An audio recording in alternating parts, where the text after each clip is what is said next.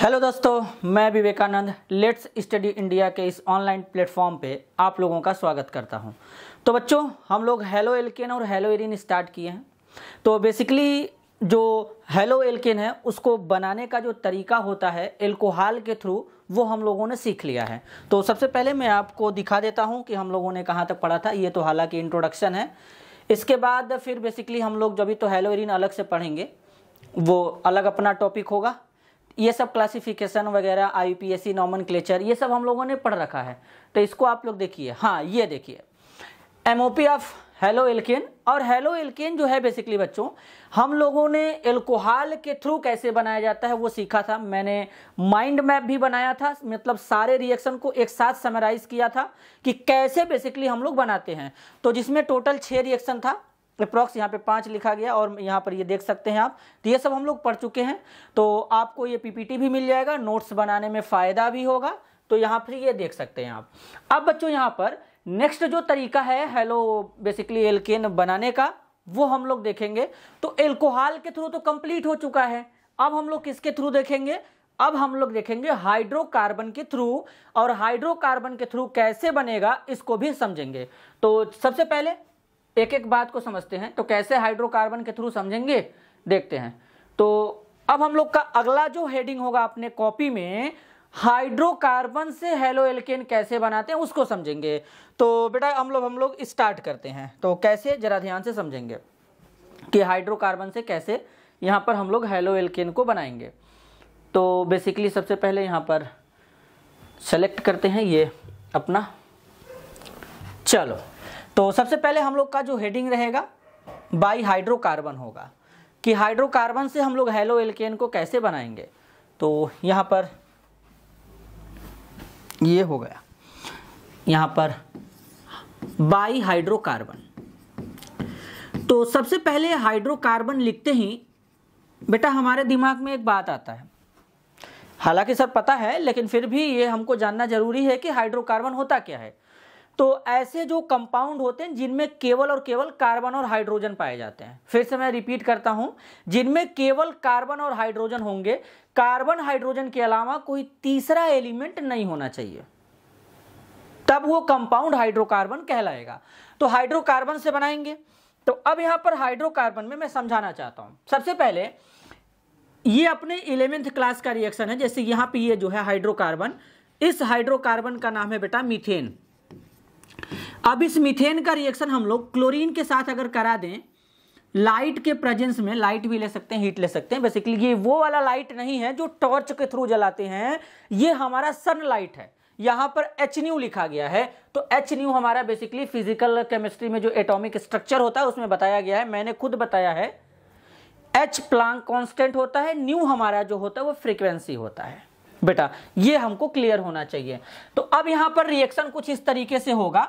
तो यहां पर बनेगा CCl4 और यहां पर क्या हो जाएगा, CCl4 के बनने के बाद यहां पर 4HCl बाहर हो जाएगा। अब ये जो CCl4 है इसको हम लोग क्या कहते हैं, कार्बन टेट्राक्लोराइड कहते हैं। क्या कहते हैं? Carbon tetrachloride. ये हो गया कार्बन टेट्राक्लोराइड।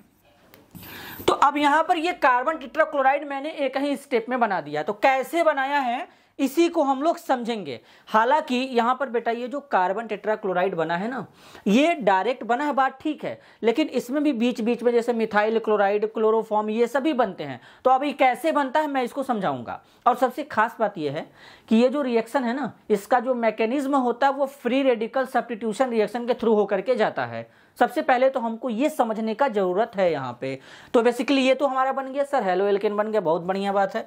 तो अब यहाँ पर इसको कैसे समझेंगे जरा ध्यान देंगे। इसको यहाँ पे कैसे समझेंगे, सबसे पहले यहाँ पर एक रिएक्शन हो गया हम लोग का। अब हम लोग आगे बात करते हैं। तो अब यहाँ पर जरा ध्यान से समझते हैं। सबसे पहले अपना ट्रिक क्या होगा, कैसे समझेंगे, इस पे हम लोग ज्यादा फोकस करेंगे। तो अपना जो ट्रिक होगा एक एक करके डिस्कस करेंगे। सबसे पहले क्या होता है कि जो मीथेन है, मीथेन को ऐसे लिख सकते हैं CH3H। अब यहां पे लेंगे Cl2 के साथ पहले रिएक्शन कराएंगे। मैंने यहां पर 4HCl लिखा था, मैं एक बार रिएक्शन को फिर से वापस से लिख देता हूं ताकि समझने में आसानी हो। रिएक्शन अपना यही था बेटा, मीथेन और यहां पे क्लोरीन था, लाइट था, CCl4 बना था और साथ में HCl हमारा बाहर निकला था। यही हमारा गया था यहां से बन करके, देख लो एकदम। तो अब मैंने इसी Cl2 को, यानी यहां पर जो Cl2 है वो कितने बार है, 4 का 2 में मल्टीप्लाई करेंगे 8 आएगा। मतलब यहां पर 8 क्लोरीन के एटम है लेकिन मॉलिक्यूल 4 हैं। तो अब मॉलिक्यूल 4 है तो अब क्या करना है सर, अब वही करना है जो मैं बताऊंगा। क्या करना है ध्यान से समझेंगे। यहां से 1 मोल यूज कर लिया तो यहां से एक HCl बाहर, लो एक HCl बाहर हो गया। तो बचा क्या, CH3 और Cl बचा, इसको लगा दो CH3Cl। CH3Cl को हम लोग कहते हैं बेटा मिथाइल क्लोराइड। क्या कहते हैं, मिथाइल क्लोराइड। देखो मिथाइल क्लोराइड भी हम लोगों ने बना लिया, ये भी तो एक हैलो एल्केन होता है। बिल्कुल सही सर, आगे चलते हैं। अब वो जो CH3Cl है उसको वापस से ले लो।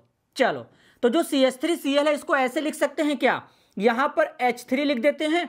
देखो CH3Cl को ऐसे लिखते हैं, लिखने का मतलब है कि ये C हो गया, अब यहां पर H2 हो गया, अब यहां पर एक Cl यहीं पर रहने देते हैं और यहां पर एक हाइड्रोजन लगा देते हैं। देखो CH3Cl था, अब यहां पर 3 हाइड्रोजन अभी भी है, एक क्लोरीन लगा है, ठीक है।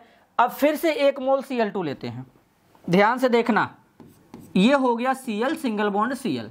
फिर से यहां पर लाइट लाएंगे, यहां से क्या बाहर निकलेगा, HCl बाहर निकलेगा और जैसे ही HCl बाहर निकलेगा क्या बनेगा, HCl बाहर चला गया तो बना क्या, वहां पर कार्बन के साथ में 2 हाइड्रोजन पहले से है, एक क्लोरीन लगा है, ये वाला क्लोरीन एक और लग जाएगा तो बनेगा CH2Cl2। इसको बोलते हैं मिथाइलिन, इसको बोलते हैं मिथाइलिन क्लोराइड। क्या बन गया, मिथाइलिन क्लोराइड बन गया। देखो कितना आसान है। अब अगर तुम यहां पर फिर से मिथाइलिन क्लोराइड को ले लो बेटा, तो इसको फिर से लिखते हैं Cl2, CH एक हाइड्रोजन ऐसे ओपन कर देते हैं। फिर यहां पे क्या लेने वाले हैं हम लोग, यहां पर लेने वाले हैं 1 मोल Cl2, तो Cl सिंगल बॉन्ड Cl, यहां पर क्या आ जाएगा, लाइट आ जाएगा। तो रिएक्शन कैसे होगा सर, फिर से HCl निकाल दो बेटा। जब तुम HCl निकालोगे तो यहां पर क्या बनेगा, जरा ध्यान से समझना। CH है, 2 Cl2 लगा है, मतलब 2 क्लोरीन लगा है, एक क्लोरीन और ऐड कर देंगे तो CHCl3 बन जाएगा। और बेटा CHCl3 को हम लोग क्या कहते हैं, क्लोरोफॉर्म कहते हैं। क्या कहते हैं, क्लोरोफॉर्म कहते हैं। अभी क्लोरोफॉर्म के बारे में भी मैं डिटेल में बताऊंगा, कहानी, स्टोरी, इसके क्या साइड इफेक्ट्स हैं, ये सब बात करेंगे एक एक टॉपिक के ऊपर अच्छे से। तो यहां पर क्या बन गया, क्लोरोफॉर्म बन गया। अब लास्ट जो अपना रिएक्शन है वो कैसे समझेंगे, तो लास्ट जो फाइनल रिएक्शन है उसमें क्या करेंगे, इस क्लोरोफॉर्म को ले लो, तो CCl3 यहां पर H हो गया, 1 मोल Cl2 और यूज करते हैं लाइट के प्रेजेंस में, तो यहां से क्या बाहर निकलेगा, HCl बाहर चला जाएगा, ठीक है सर, HCl बाहर चला गया। फाइनल प्रोडक्ट क्या बनेगा, CCl4, कार्बन के साथ में 3 क्लोरीन था, हाइड्रोजन बाहर, एक क्लोरीन और ऐड हो गया तो यहां से CCl4 बन गया। इसको बोलते हैं carbon tetra chloride, carbon tetra chloride. देखो अब ये हमारा तरीका हो गया हेलो एल्केन बनाने का। किससे हो गया सर, हाइड्रोकार्बन से हो गया। तो हाइड्रोकार्बन से हेलो एल्केन बनाने का बेसिकली जो अपना तरीका था सामने तुम्हारे लिखा गया है। अब ऐसा नहीं कह सकते तुमको हमको समझ में नहीं आया, देख लो अब इससे आसान दुनिया में क्या हो सकता है। एकदम आसान तरीके से सारे रिएक्शन को मैंने ओपन करके बता दिया और यही मैंने यहां पर लिखा था कार्बन टेट्रा क्लोराइड CCl4। तो बेसिकली ये सब जो हमारे हैं ये सारे के सारे हेलो एल्केन हैं, बस फर्क इतना है कि जो बेसिकली CH2Cl2 CHCl3 CCl4 ये जो तीनों हैं ये तीनों हमारे आते हैं पॉलीहेलोजन कंपाउंड के अंदर। पॉलीहेलोजन कंपाउंड का मतलब होता है ऐसे कंपाउंड जिनमें 2 से 1 से ज्यादा हेलोजन के एटम होते हैं। एक से अगर हेलोजन के एटम ज्यादा मिल गए तो पॉलीहेलोजन कंपाउंड हो जाएगा। तो तुम्हारे सामने लिखा गया है। अब आगे चलते हैं। अब देखो ये तो हो गया, एक रिएक्शन और समझो। अब यहां पर ध्यान से कैसे समझेंगे, सबसे पहले इस बात को देखो समझना। अब जो अपना कॉन्सेप्ट है यहां पे देखो, अगर मान लो हमारे पास है CH3 CH2, यहां पर है CH3, इसका रिएक्शन हम कराते हैं Cl2 के साथ में लाइट के प्रेजेंस में, Cl2 के साथ कराएंगे लाइट के प्रेजेंस में। तो अब यहां पर सबसे बड़ी बात यह है कि यहां पर दो प्रोडक्ट बनता है, एक प्रोडक्ट A बनेगा, एक प्रोडक्ट A बनेगा तो एक प्रोडक्ट B बनेगा। अब यहां पर बात आता है कि दो प्रोडक्ट तो बन गया सर, एक A बनेगा एक B बनेगा। अभी मैं बताऊंगा कि यहां पर क्या क्या बन सकता है। तो जो A और B बना है इसमें कौन मेजर होगा कौन माइनर होगा, मतलब कौन कम बनेगा कौन ज्यादा बनेगा, ये कैसे पता करोगे? तो देखो सबसे पहले मैं तुमको समझाना चाहता हूं कि यहां पर ये जो गिवन कंपाउंड है इनमें कितने टाइप्स के कार्बन प्रेजेंट हैं। सबसे पहले ये समझो, देखो अगर इसको हम ओपनली बनाएं, देखो इस पे 3 हाइड्रोजन है, इस पे भी 3 हाइड्रोजन है, इस पे 2 हाइड्रोजन है, यही है। अब बात को ध्यान से जरा समझना, ये जो कार्बन है कितने कार्बन से जुड़ा है? केवल एक कार्बन से जुड़ा है, इस वाले कार्बन से जुड़ा है। ध्यान से समझो, ये वाला कार्बन केवल इस वाले कार्बन से जुड़ा है, तो मतलब ये कितने डिग्री कार्बन हुआ? ये हुआ अपना 1 डिग्री कार्बन। ये वाला कार्बन, बीच वाला कार्बन कितने कार्बन से जुड़ा है? ये दोनों कार्बन जुड़ा है, एक इस कार्बन से एक इस कार्बन से, तो ये कितने डिग्री कार्बन हुआ? 2 डिग्री कार्बन। तो ये जो कार्बन है बेसिकली ये 1 डिग्री कार्बन है, और ये वाला जो कार्बन है ये 2 डिग्री कार्बन है। क्यों? क्योंकि ये अपने आजू बाजू में 2 कार्बन से जुड़ा है, और ये अपने आजू बाजू में केवल एक कार्बन से जुड़ा है, बाकी तो वैलेंसी हाइड्रोजन के साथ कंप्लीट है। तो ये कितने डिग्री कार्बन हुआ? ये जो कार्बन है अपना ये भी 1 डिग्री कार्बन है। अब जो 1 डिग्री कार्बन पे हाइड्रोजन है इसे 1 डिग्री हाइड्रोजन बोलते हैं। इसे क्या कहते हैं? 1 डिग्री हाइड्रोजन बोलते हैं। देखो ये 1 डिग्री हाइड्रोजन हो गया, और जो 2 डिग्री कार्बन पे हाइड्रोजन है ये वाला हाइड्रोजन इसे बोलते हैं 2 डिग्री हाइड्रोजन। अब जितने डिफरेंट हाइड्रोजन होंगे उतने प्रोडक्ट बनेंगे। मैंने जो बोला ध्यान से सुनो, जितना डिफरेंट हाइड्रोजन होगा उतना डिफरेंट प्रोडक्ट बनेगा।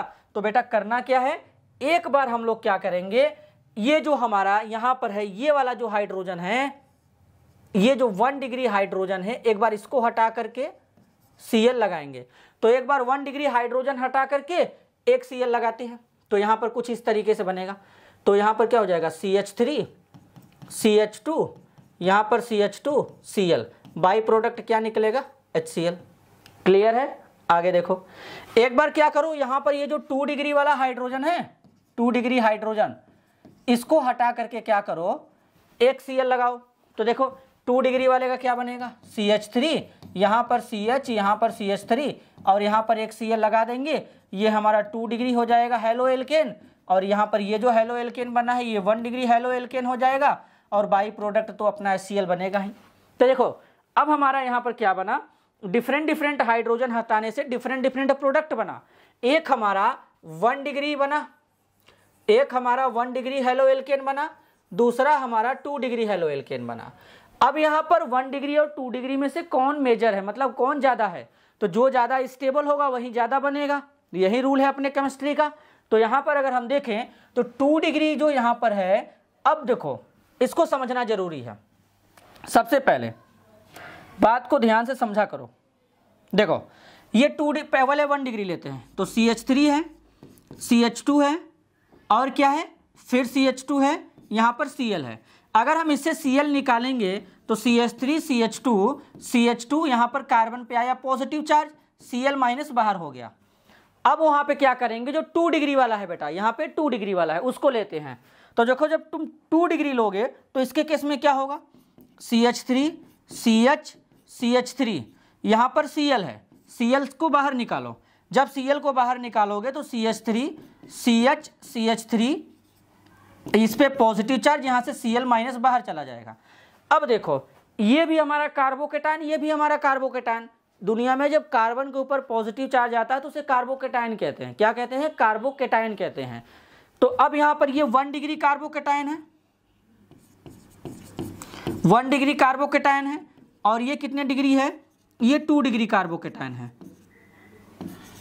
ये 2 डिग्री कार्बोकेटायन है।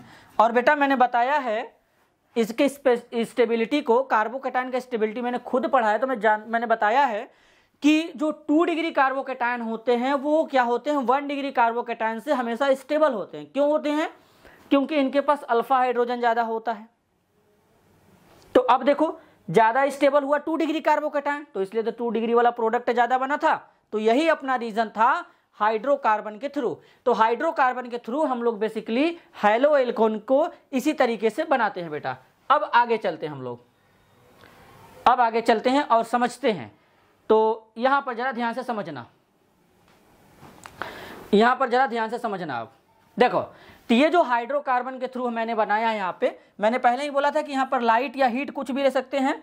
तो यहाँ पर मैंने लाइट और हीट लिया, तो मैंने बताया था, देखो यहाँ पे ये रिजल्ट तुम्हारे सामने, ये 1 डिग्री वाला है और ये 2 डिग्री वाला है। क्लियर है? अब हम लोग जो अगला तरीका समझेंगे कि सर एल्कीन से कैसे हम लोग हाइड्रोकार्बन, एल्कीन जो हमारा हाइड्रोकार्बन होता है उससे हम लोग कैसे हैलो एल्केन बना सकते हैं। तो चलो जरा समझते हैं हम लोग ध्यान से कि एल्कीन से हाइड्रोकार्बन जो हमारा एक एल्कीन होता है तो उससे हैलो एल्केन कैसे बनाएंगे। तो सबसे पहले हम लोग यहाँ पर समझते हैं। आप देखो किस तरीके से समझेंगे चीजों को, धीरे धीरे हम लोग अगर समझते चलेंगे तो आसानी के साथ में एकदम समझ में आएगा बेटा।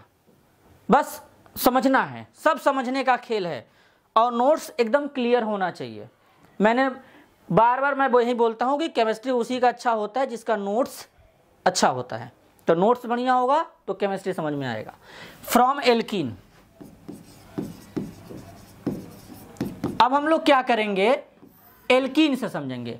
अब एल्कीन का मतलब होता है जहां पे कार्बन कार्बन के बीच में डबल बॉन्ड होता है।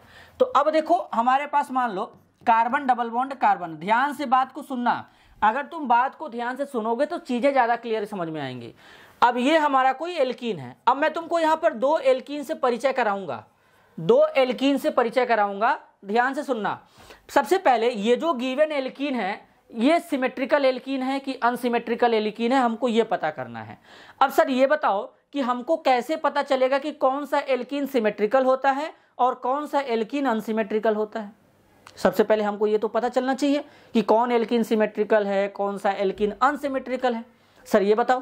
तो देखो जिस भी एल्कीन को हम लोग बीच से काटेंगे, बात को एकदम ध्यान से एकदम अच्छे से सुनना।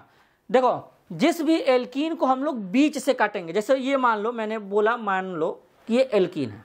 अब इसको अगर बीच से काटेंगे तो बीच से काटने पर अगर ये 2 इक्वल हाफ में यानी 2 बराबर भाग में कटता है, यानी इधर वाला हिस्सा इसका जैसा है एकदम वैसे ही हिस्सा इधर वाला भी है, तो ये सिमेट्रिकल होगा। और अगर नहीं है तो वो अनसिमेट्रिकल होगा। तो अगर मान लो इसको बीच से काटते हैं, देखो तो जैसा हिस्सा इधर वाला है वैसा हिस्सा इधर वाला है, तो बोलेंगे सर ये सिमेट्रिकल एल्कीन है। क्या है सर? ये सिमेट्रिकल एल्कीन है। और अगर तुम अभी ऐसे लिए,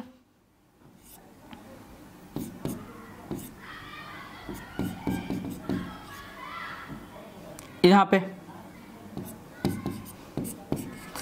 अब देखो ये एल्कीन है, इसको बीच से काटो। कहां से काटना है? जहां से डबल बॉन्ड होगा। लो तो इसका इधर वाला हिस्सा देखो और इधर वाला हिस्सा देखो, दोनों डिफरेंट हो गए। तो इसको क्या बोलेंगे? इसको बोलेंगे अनसिमेट्रिकल एल्कीन।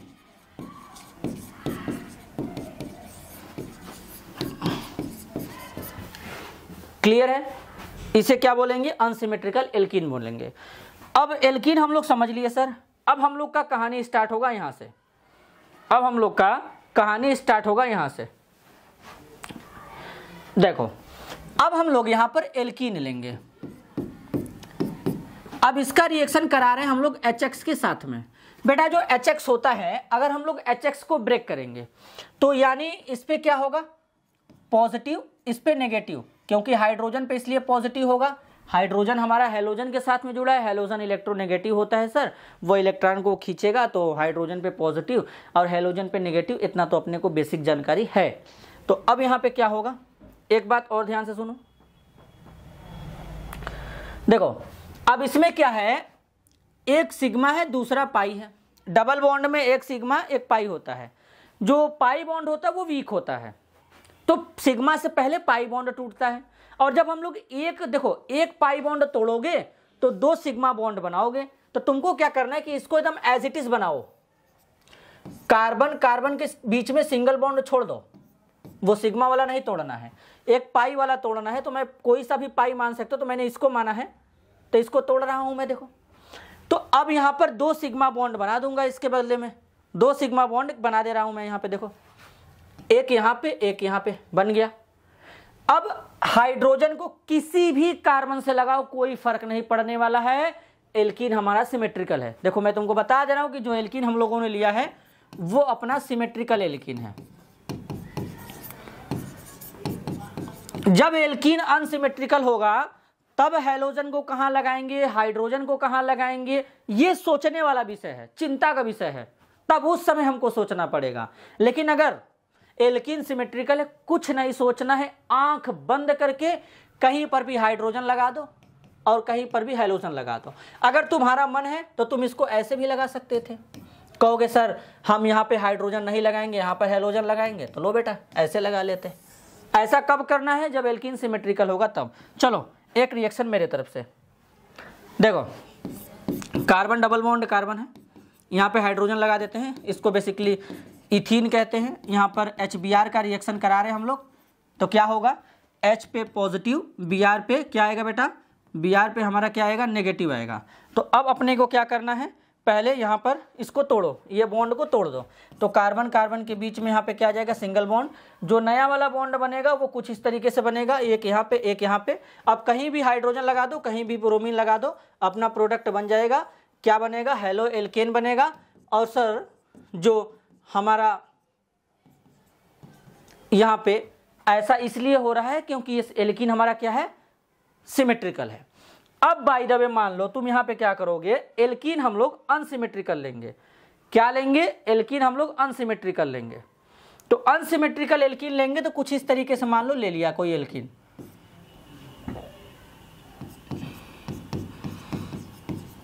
अब इस पे रिएक्शन करा रहे हो तुम HBr का। तो सबसे पहले रिएजेंट को तोड़ लेते हैं, इस पे आ जाएगा पॉजिटिव, इस पे आ जाएगा नेगेटिव। और एल्कीन कौन सा लिए हो, unsymmetrical.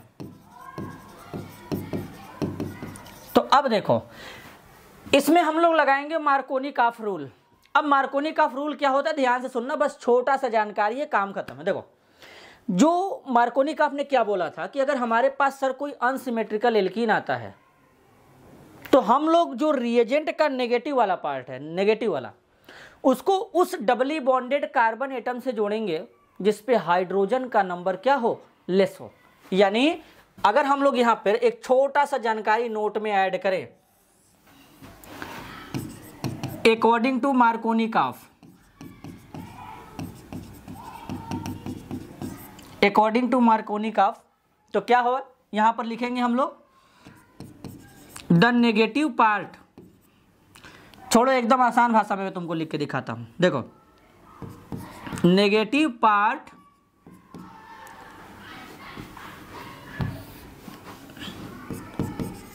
The negative part of reagent, यानी रिएजेंट का नेगेटिव पार्ट उस डबली बॉन्डेड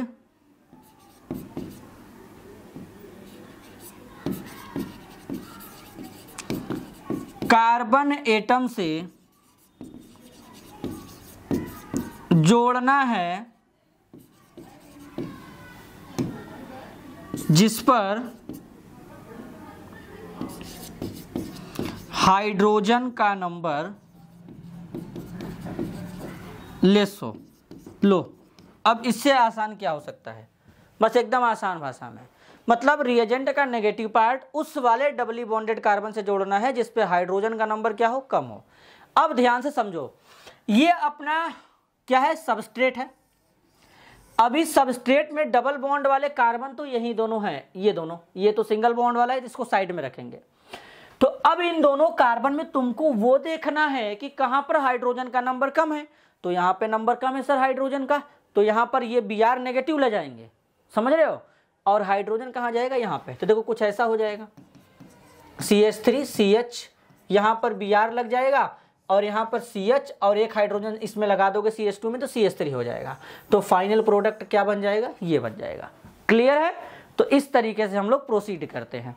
अब देखो, लेकिन अगर कभी यही कंडीशन आया CH3CH double bond CH2 HBr आ गया, लेकिन एरो के ऊपर लिख के आ गया पर ऑक्साइड।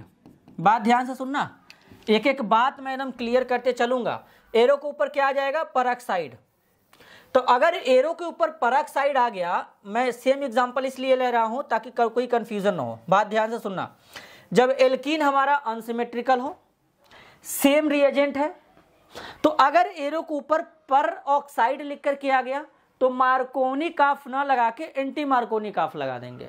अब सर एंटी मार्कोनी काफ क्या होता है, तो जब एरो के ऊपर परऑक्साइड आएगा यानी पर ऑक्साइड के प्रेजेंस में जो रिएजेंट का नेगेटिव वाला पार्ट होता है उस डबली बॉन्डेड कार्बन से जुड़ता है जिस पे हाइड्रोजन का नंबर ज्यादा हो। तो देखो, अब जब परऑक्साइड आ ही गया तो डबली बॉन्डेड तो अपने को पता है सर यही है दोनों। अब इन दोनों में इस पे हाइड्रोजन ज्यादा है तो इस पे इस बार ब्रोमीन जुड़ेगा तो प्रोडक्ट बन जाएगा CH3 CH2 CH2Br। और ये किसके थ्रू हुआ है, एंटी मार्कोनी काफ के थ्रू हुआ है। देखो, तो इस तरीके से यहां पर ये तुम्हारा हाइड्रोकार्बन के थ्रू हम लोग क्या कर रहे हैं, हेलो एल्केन को बना ले रहे हैं। तो ये तरीका है बेटा अपना बनाने का। किसको बनाने का, हेलो एल्केन को बनाने का। तो इस बात को देखो मैंने बता दिया। देखो ये अपना हो चुका है। अब आगे चलते हैं हम लोग। यहां पर देखो, जैसे एक एल्कीन है, HI लिया गया, हाइड्रोजन आयोडाइड। तो इसमें देखो क्या किया गया, जरा ध्यान से समझना। यहां पर क्या किया गया है, देखो इसमें हाइड्रोजन आयोडाइड को तोड़ा गया है। एल्कीन वही है, बस यहां पर मैंने HBr यूज किया था, यहां पे HI यूज किया गया है। फिर प्रोडक्ट हमारा देखो ये बना है। यहां पर लेकिन परऑक्साइड आ गया तो जस्ट यहां पे उल्टा हो गया। देखो, तो वही चीज है जो मैंने अभी समझाया है। अब देखो आगे हम लोग यहां पे चलते हैं। क्या चलते हैं, एक छोटा सा रिएक्शन है, ये वाला एल्कीन है Br2CCl4। इसके बारे में हम लोग क्या समझेंगे, सबसे पहले एक कहानी समझेंगे। मैं एक छोटा सा कहानी सुनाता हूं, ध्यान से सुनना। ये जो यहां पर तुमको दिख रहा है इसमें क्या है, देखो इसको हम लोग अनसैचुरेशन टेस्ट भी कहते हैं। अब अनसैचुरेशन टेस्ट क्या होता है सबसे पहले समझो। जैसे मान लो मेरे पास ये क्या है, टेस्ट ट्यूब है।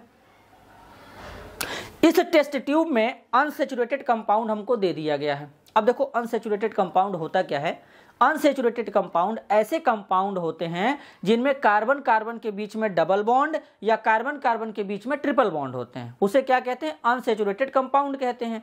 तो सपोज करो मेरे पास ये टेस्ट ट्यूब है, इसमें मैंने कोई एल्कीन भर दिया, लेकिन अब मेरे को नहीं पता है कि इसमें एल्कीन है भाई। तब हमको पता करना है कि इसमें जो एल्कीन है, तो उस केस में क्या करेंगे, हम लोग लेंगे ब्रोमीन।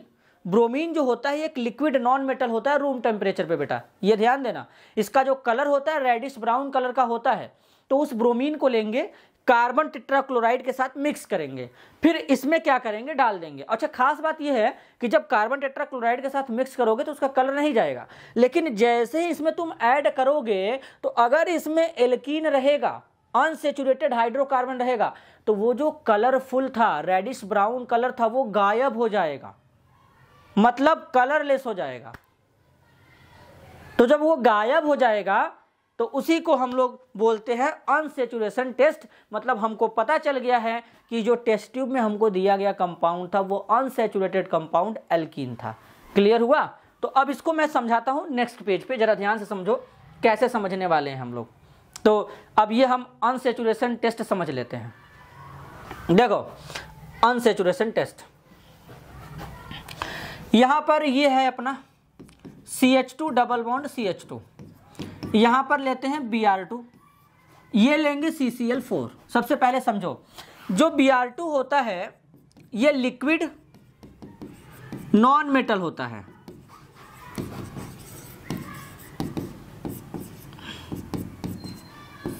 लिक्विड नॉन मेटल होता है RTP। RTP का मतलब होता है रूम टेम्परेचर पर, यानी Br2 होता है ये लिक्विड नॉन मेटल होता है रूम टेम्परेचर पे। और Br2 में खास बात ये है बेटा कि इसका जो कलर होता है वो रेडिश ब्राउन होता है। तो रेडिश ब्राउन है। अब मान लो मेरे पास कोई यहां पे टेस्ट ट्यूब है, ये हो गया अपना टेस्ट ट्यूब। इस टेस्ट ट्यूब में हम लोग क्या फिल कर लेते हैं, कोई अनसेचुरेटेड कंपाउंड यहाँ पे ले लिए। अब यहाँ पे रेडिश ब्राउन कलर है इसका, तो अब इसको क्या करेंगे, Br2 लेंगे और CCl4 के साथ में इसको ऐड कर लेंगे। ऐड करने पर इसको इस टेस्ट ट्यूब में डालेंगे, मतलब इनको मिलाने के बाद इस टेस्ट ट्यूब में तुमको डालना है। अब जैसे ही तुम इसको टेस्ट ट्यूब में डालोगे तो टेस्ट ट्यूब में डालने के बाद ये कैसा हो जाएगा पता है, ये हो जाएगा पूरा का पूरा कलरलेस। अब कलरलेस हो गया तो इसका मतलब जो गिवन कंपाउंड था वो हमारा एल्कीन था, और इसी को बोलते हैं test of unsaturation. Test of unsaturation, इसे बोलते हैं टेस्ट ऑफ अनसैचुरेशन। तो अब यहां पे प्रोडक्ट क्या बनेगा, मैंने सीधा सीधा बताया था, एक पाई बॉन्ड तोड़ेंगे, 2 सिग्मा बॉन्ड लगा देंगे। तो अब यहां पे 1 सिग्मा 2 सिग्मा। अब यहां पे जो ब्रोमीन है, ब्रोमीन सिंगल बॉन्ड ब्रोमीन, इसको तोड़ दो, तो एक ब्रोमीन यहां लगा देना, दूसरा ब्रोमीन यहां लगा देना, देखो तुम्हारा हो गया। और इसको बोलते हैं बेटा विसिनल डाइहैलाइड। विसिनल डाइहैलाइड या इसी को विस डाइहैलाइड कहते हैं। डाइहैलाइड का मतलब होता है 2 हैलोजन के एटम होने चाहिए, और विसिनल का मतलब होता है एडजेसेंट कार्बन पे जुड़ा होना चाहिए। एडजेसेंट कार्बन का मतलब होता है जस्ट बगल वाले कार्बन से। अब जैसे मान लो कल को हमको दिया यहाँ पे ऐसे CH3, यहाँ पर दे दिया CH Br CH, फिर यहाँ पे लगा दिया हमारा CH2, यहाँ पे लगा दिया Br और यहाँ पे लगा दिया CH3। अब तुम बताओ क्या ये विसिनल डाइहैलाइड है? बिल्कुल नहीं है बेटा, ये विसिनल डाइहैलाइड। क्यों? अगर विसिनल डाइहैलाइड होता तो इस वाले कार्बन का पड़ोसी ये वाला कार्बन है, तो ब्रोमीन इस पे होना चाहिए था, लेकिन इससे जस्ट नेक्स्ट कार्बन पे हो गया। तो हमेशा एडजेसेंट कार्बन पे होगा तब उसे विसिनल डाइहैलाइड बोलेंगे। तो ये तुम्हारा क्लियर हो गया। अब देखो यहाँ पर हम लोगों का ये भी टॉपिक कंप्लीट हो गया। यहाँ पर अनसैचुरेशन टेस्ट जो मैंने तुमको बता दिया, विसिनल डाइहैलाइड बना। अब आगे चलते हैं हम लोग यहाँ पर। अब देखो अब यहाँ पर क्या है, 2 मेथड और है। इसके बाद इन दोनों मेथड के बाद जो हैलो एल्केन हमारा है उसका प्रिपरेशन खत्म हो जाएगा, फिर हमारा फिजिकल प्रॉपर्टी बचेगा। तो जो 2 मेथड है उन दोनों मेथड को मैं तुमको बताने जा रहा हूं। तो वो मेथड क्या है, ध्यान से समझेंगे। हैलोजन एक्सचेंज मेथड है। अब हैलोजन एक्सचेंज मेथड क्या है, अभी तक जितना हम लोगों ने बनाया है हर जगह अगर एक आध दो रिएक्शन छोड़ दे जहाँ पे कि हमारा आइडो एल्केन और ब्रोमो एल्केन है उनको छोड़ दे, तो बस 2 जगह बना था, नहीं तो हर जगह केवल हमारा क्या बन रहा था, क्लोरो एल्केन बन रहा था। लेकिन अभी जो हम लोग हैलोजन एक्सचेंज मेथड बेटा पढ़ने वाले हैं, इसमें 2 जो मेथड है, इस मेथड में क्या होता है कि हमारा एक तो तरीका है, हम लोग पढ़ेंगे फिंकल स्टीन रिएक्शन, दूसरा पढ़ेंगे Swarts reaction. Finkelstein reaction से बेटा हम लोग क्या करते हैं, आइडो एल्केन बनाते हैं, और स्वार्ट्स रिएक्शन से हम लोग फ्लोरो एल्केन बनाते हैं। तो सबसे पहले हैलोजन एक्सचेंज मेथड में हम लोग क्या समझने वाले हैं, ध्यान से समझना, एकदम क्लैरिटी के साथ समझ में आएगा। तो देखो ध्यान से यहाँ पे समझते हैं। सबसे पहले हम लोग ये समझते हैं, यहाँ पर फिंकल स्टीन रिएक्शन समझेंगे। देखो हैलोजन एक्सचेंज मेथड। अब हैलोजन एक्सचेंज मेथड में क्या समझने वाले हैं, तो सबसे पहला समझेंगे फिंकल स्टीन रिएक्शन।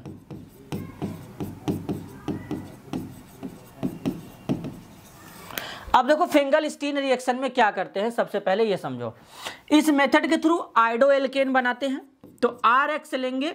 अब X की जगह यहाँ पे तुम या तो ले लो ब्रोमीन या फिर क्लोरीन ले लो, यही दोनों ले सकते हो। अब यहाँ पे तुमको करना क्या है, ध्यान से समझना। अब इसका तुम रिएक्शन कराओगे NaI के साथ में। NaI हमारा क्या होता है, सोडियम आयोडाइड। यहाँ पर तुम एसीटोन वगैरह ले सकते हो, यहाँ पे ड्राई एसीटोन भी ऐड कर लो, कोई दिक्कत नहीं है, ठीक है। तो देखो होगा क्या, जरा ध्यान से समझना, यहाँ पर होने वाला क्या है। अब यहाँ पर होने वाला ये है कि X को Na के साथ लेकर के चले जाओ, तो तुम्हारा बाहर क्या निकलेगा, NaX, और बचा क्या, R के साथ में I लगा दो, तो तुम्हारा RI बन गया। इसी को बोलते हैं आइडो एल्केन। क्या बोलते हैं, आइडो एल्केन इसको कहते हैं। तो ये हमारा है हैलोजन एक्सचेंज। अब इसको सर हैलोजन एक्सचेंज मेथड क्यों कहते हैं? क्योंकि इनमें हैलोजन अपना एक्सचेंज हो रहे हैं आपस में। एक्सचेंज का मतलब अदला बदली, मतलब आयोडीन इसके साथ में चला गया आर के साथ में, तो एक्स हमारा सोडियम के साथ में चला गया। तो इस तरीके से यहाँ पर हैलोजन एक्सचेंज मेथड हमारा क्या होता है? कंप्लीट होता है इसके लिए। तो इसी को फिंकलस्टीन कहते हैं। अब यहाँ पे तुम एक्स के जगह पे BrCl कुछ भी रख सकते हो। अब देखो जो नेक्स्ट मेथड हमारा है वो है स्वार्ट्स मेथड। ये भी इंपॉर्टेंट है। अभी हम लोग टोटल नेम रिएक्शन देख रहे हैं, स्वार्ट्स रिएक्शन। अब स्वार्ट्स रिएक्शन क्या होता है? इस रिएक्शन के थ्रू हम लोग फ्लोरोएल्केन बनाते हैं। तो इसमें हम लोग क्या करते हैं? मेटालिक फ्लोराइड लेते हैं। मेटालिक फ्लोराइड का मतलब जैसे सिल्वर फ्लोराइड ले सकते हैं, COF2 ले सकते हैं, Hg2F2 ले सकते हैं। ये सब मेटालिक फ्लोराइड है। मतलब मेटल के साथ में जब फ्लोरीन ऐड होगा तो उसे मेटालिक फ्लोराइड कहते हैं। तो मेटालिक फ्लोराइड लेंगे तो जैसे यहाँ पे तुम ले लो RX ले लो, X के जगह पे BrCl ले लो। अब यहाँ पे कोई मेटालिक फ्लोराइड ले लो, जैसे AgF ले लिया मैंने। तो अब क्या करेंगे? यहाँ पर मेटल, यहाँ पर जो हैलोजन है इसको एक्सचेंज कर देंगे। सिल्वर के साथ में क्या भेज देंगे? X को भेज देंगे। तो Ag(X) बाहर हो जाएगा, और जब Ag(X) हमारा बाहर हो जाएगा तो यहाँ पर क्या बचेगा? ये हो गया आपका Ag(X), बाहर क्या बचा? R और F। R और F लगा दो, इसको क्या बोलेंगे? फ्लोरोएल्केन। जो आयोडोएल्केन और फ्लोरोएल्केन होते हैं इनको स्पेशल मेथड के थ्रू ही बना सकते हैं बेटा, ये हर जगह नहीं बनते हैं, क्योंकि इनके प्रोडक्ट हर जगह अनस्टेबल नहीं बन सकते हैं। पहला तो आयोडीन का साइज बहुत ज़्यादा लार्ज होता है, तो उससे भी प्रॉब्लम होता है प्रोडक्ट बनने में, और फ्लोरीन तो आपको पता ही है मोर इलेक्ट्रोनेगेटिव होता है। तो ये सब रीज़न है। तो आपका जो हैलोएल्केन का मेथड ऑफ प्रिपरेशन है वो बेटा अब पूरी तरीके से कंप्लीट हो चुका है। यहाँ पर हैलोएल्केन का जो मेथड ऑफ प्रिपरेशन है वो पूरी तरीके से कंप्लीट हो चुका है। यहाँ पर देख सकते हैं हम लोग, ये पूरा का पूरा स्वार्ट्स रिएक्शन तक कंप्लीट हो सकता है। अब जैसे मैंने यहाँ पे देखो लिया था, मैंने बताया कि यहाँ पर क्या क्या ले सकते हैं? AgF ले सकते हैं, Hg2F2 ले सकते हैं, COF2 ले सकते हैं, SbF3 ले सकते हैं। ये सब क्या है? मेटालिक फ्लोराइड है। मतलब मेटल के साथ में फ्लोरीन जुड़ेगा तो मेटालिक फ्लोराइड हो जाएगा। तो ये हो गया फिंकलस्टीन और ये हो गया स्वार्ट्स रिएक्शन। तो इतना क्लियर होगा आप लोगों को। तो ये हम लोगों का अब कंप्लीट हो गया। हैलोएल्केन का मेथड ऑफ प्रिपरेशन अब कंप्लीट हो चुका है। तो अब हम लोग मिलते हैं अगले वीडियो में, तब तक के लिए धन्यवाद।